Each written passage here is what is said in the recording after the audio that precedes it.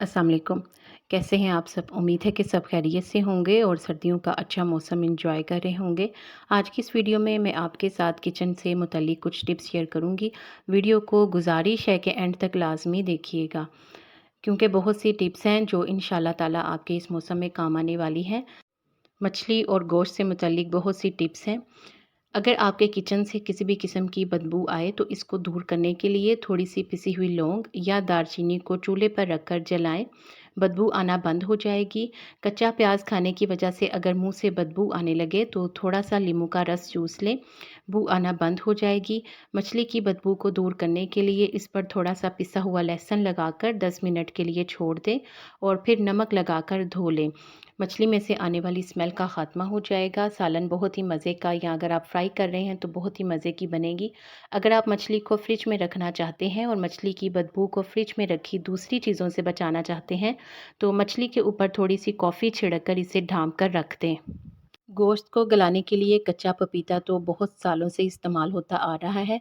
इसके अलावा कच्ची अंजीर या खरबूजे के छिलके पीस कर भी थोड़ी सी मिकदार में लगा लें तो गोश्त जल्दी गल जाएगा।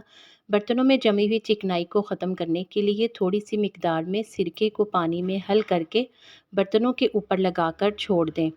बर्तनों में से चिकनाई का ख़ात्मा हो जाएगा। और किचन काउंटर अगर बहुत ज़्यादा गंदा हो जाए और इस पर चिकनाई के सख्त दाग जम जाएं तो इनको दूर करने के लिए ब्लीच में थोड़ा सा वॉशिंग पाउडर मिलाकर किचन काउंटर पर फैला दें। थोड़ी देर बाद गीले तौलिए से या किसी कपड़े से साफ़ कर लें।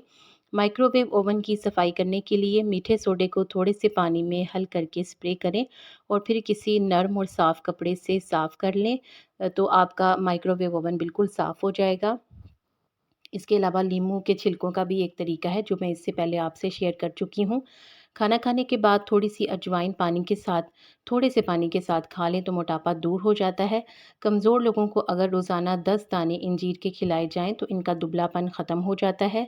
और बीन्स को उबालते हुए अगर इनमें चुटकी मीठा सोडा डाल दिया जाए तो इनकी सब्ज़ रंगत बरकरार रहती है।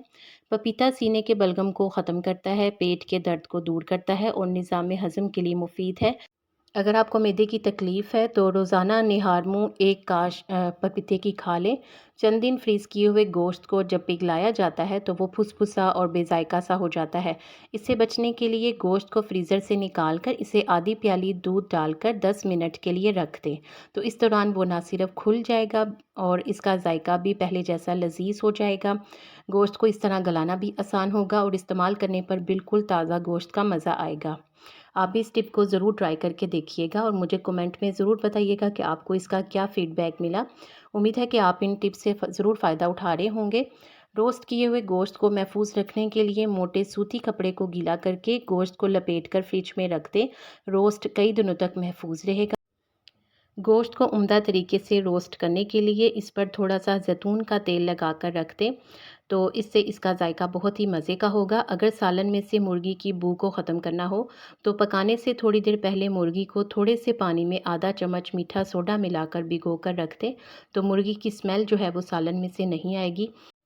मछली बनाते हुए हाथों से बार बार फिसलती है। इसे फिसलने से बचाने के लिए अगर हाथों पर पहले थोड़ा सा नमक लगा लिया जाए तो मछली अच्छे तरीके से बन जाएगी। और मछली बनाने के बाद हाथों में से बू आने लगती है जो धोने पर भी नहीं जाती। अगर मछली बनाने के बाद हाथों को बेसन लगाकर धो लिया जाए तो बू आना बंद हो जाएगी। और मछली को जब घर में लाते हैं तो इसकी बू फैलना शुरू हो जाती है।